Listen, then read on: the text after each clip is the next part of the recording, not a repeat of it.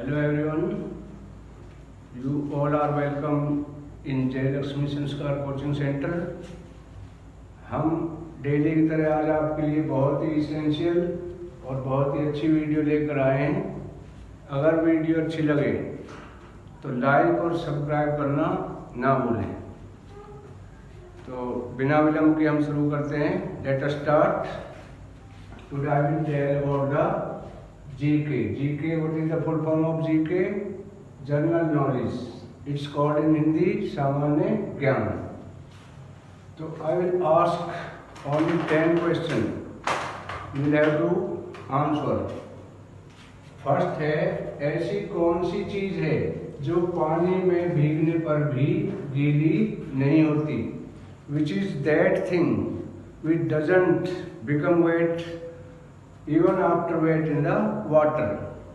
तो कौन सी चीज है बेटा? थोड़ा दिमाग लगाकर बताएं। Try to impose your mind. तो मैं बता रहा हूँ, ऐसी चीज क्या है? परछाई।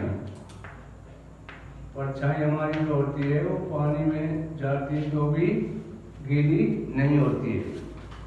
नेक्स्ट क्वेश्चन हमारा, ऐसी कौन सी भाषा है विच इज द लैंग्वेज जो उल्टी सीधी एक समान, which is the language which is equal to right और down? So you will have to use your mind and try to answer. कौन सी ऐसी भाषा है बेटे? ये भाषा है मलयालम। मलयालम। अब इसको उल्टा सीधा पढ़ोगे वही आएगा, मलयालम। इधर से पढ़ो मलयालम। तो इस भाषा का नाम होती है, name of this language Malayalam. Next हम लेते हैं, वह कौन है जो दिन में तो होता है लेकिन रात में नहीं? Which is that thing that is appear in the day but not in night? सोचो और बताओ। Think before you speak. चलो हम बता देते हैं, वह कौन है जो दिन में तो होता है लेकिन रात में? It is very simple, it's called sun, सूरज। सूरज दिन में होता है लेकिन रात में नहीं होता। नेक्स्ट, दो माँ बेटी चली बाग में जाए, 3 नींबू तोड़कर अकेली अकेली खाए। How it can be possible? दो माँ बेटी, 2 ये होगी और 2 ये होगी। कितनी होगी टोटल? 4। लेकिन वो कहता है कि 3 नींबू तोड़े, बाग में से गुजर रही थी, उन्होंने 3 नींबू तोड़े और एक एक खाया। तो how it can be possible? तो इसका कौन थी वो दो माँ बेटी थी? पहली थी माँ, उसकी बेटी, सेकंड नंबर पे उसकी बेटी और तीसरी थी उनकी नवासी, देवती जिसको बोलते हैं। तो ये माँ और उसकी बेटी 2 होगी, फिर ये जो इसकी बेटी है वो इस नवासी की माँ होगी, ये 3 ही हुई। इसलिए 3 नींबू तोड़ के आसानी से दे कैन ईट सिंगल नींबू, लेमन। नेक्स्ट हम लेते हैं, शेरनी का दूध किस भाषा को कहा जाता है? शेरनी का दूध किस भाषा को कहा जाता है? Which language is called the milk of lioness? कोई भी बच्चा? बेटा ये है इंग्लिश यानी अंग्रेजी। तो English, it is the milk of lioness, who ever drink it will roar. कि अंग्रेजी ऐसी भाषा है जो इसको बोलेगा वो दहाड़ेगा। नेक्स्ट हम लेते हैं, रामायण में माता सीता की माता जी का नाम क्या था? What was the name of Mother Sita? What was the name of Sita in the Ramayana? ये हम आपका दिमाग देखना चाहते हैं। I want to use your mind. So you will have to put the answer of this question in our comment box. इसका answer हमारे comment box में डालें। नेक्स्ट हम लेते हैं, किस जानवर के दूध में अल्कोहल नशा पाया जाता है? विच is the animal who has the alcohol in their milk?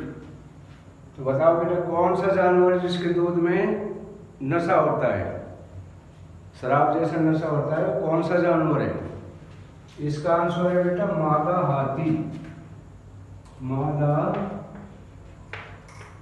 हाथी, मादा हाथी एक ऐसा होता है जिसके दूध में जो है अल्कोहल की मात्रा मिलती है। तो आठवां बहुत अहम और अच्छा हमारा क्वेश्चन है, जिसको गांव में बहुत ज़्यादा डिस्कशन करते हैं। कोई भी किसी से पूछ लेता है, भाई तो इतना जानता है तो उपले की अंग्रेजी बताओ। What is the English of उपला? व्हाट इज कॉल्ड उपला इन इंग्लिश? कोई बच्चा? इसको बोलते हैं बेटा उपले को अंग्रेजी में उपला कंडे। समझते हो ना क्या होते हैं? विच इज मेड बाय गोबर। तो इसको क्या कहेंगे हम? डंग केस।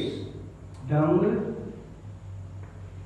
डंग होता है गोबर और केक होता है उपला, मतलब dung cake. It is called dung cake.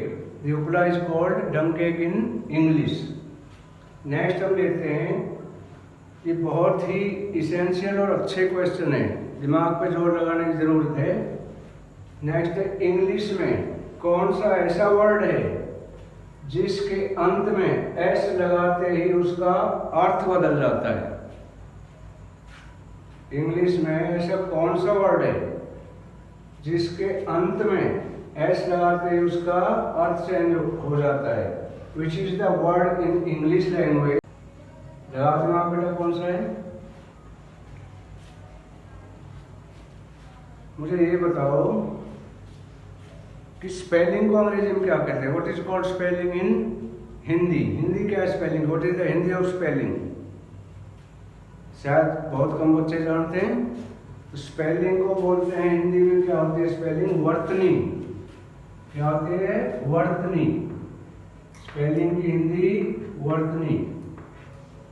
अब स्पेलिंग में हम, ये स्पेलिंग है SPELLING स्पेलिंग। तो इस स्पेलिंग में यदि हमने लास्ट में एस लगा दिया, if we put the S after spelling, तो इसका अर्थ हो जाएगा भाषाएं। क्या हो जाएगा? स्पेलिंग में एस लगाने के बाद, after having the S after the end of the spelling, the earth of the spelling would be भाषाएं। एकदम अर्थ चेंज हो जाता है। नेक्स्ट हम लेते हैं, हिंदी भाषा की लिपि क्या है? हिंदी जो हमारी भाषा है वो किस लिपि में लिखी गई है? An student, but you don't never try to press your mind. As well as you will not press your mind will not work properly. तो क्या पूछा? हिंदी भाषा किस लिपि में है? इसकी लिपि क्या है? ये बहुत ही जरूरी सवाल है, हर जगह पूछा जाता है। तो ये क्या है? इसकी लिपि क्या है? देवनागरी। हिंदी किस लिपि में लिखी गई है? Devanagari. Devanagari.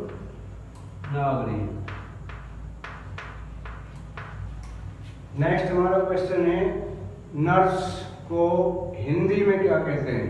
What is called nurse in Hindi? Nurse तो सभी बच्चे जानते होंगे, लेकिन आप इंग्लिश शब्द है नर्स क्या है? The word of nurse is the English word. तो what we called nurse in Hindi? बेटा इसको क्या कहते हैं? परिचारिका। नर्स को हिंदी में क्या होगी? नर्स की हिंदी होगी परिचारिका। परिचारिका।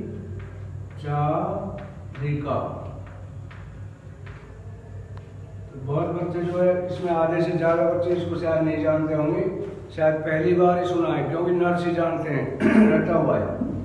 तो नर्स की हिंदी क्या होती है? परिचारिका। हमारा नेक्स्ट और बहुत ही इम्पोर्टेंट क्वेश्चन है, भारत में चलने वाली सबसे पहली ट्रेन का नाम क्या था? What was the name of train which was run in India first time? कोई भी बच्चा बताए। बोलो। उसका नाम था बेटा क्वीन मैरी। क्या नाम था उस ट्रेन का? What was the name of the train? Queen Mary. और कब चली थी ये? 1873 में। फर्स्ट में कब चली थी? 1873 में। तो ये हमारे कुछ जीके के क्वेश्चन हैं। अगर हमारी वीडियो अच्छी लगे तो प्लीज़ लाइक, सब्सक्राइब और शेयर करना ना भूलें, ताकि हम नई नई वीडियो आपके साथ डेली शेयर कर सकें। Thank you for watching.